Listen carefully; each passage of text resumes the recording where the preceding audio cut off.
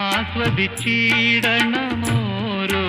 വരിയും ആനന്ദ സന്ദേശരസ മധുരം.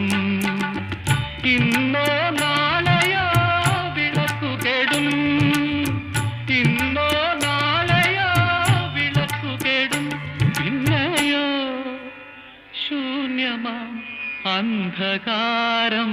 കാവ്യപുസ്തകമല്ലോ ജീവിതം, ഒരു കാവ്യപുസ്തകമല്ലോ ജീവിതം.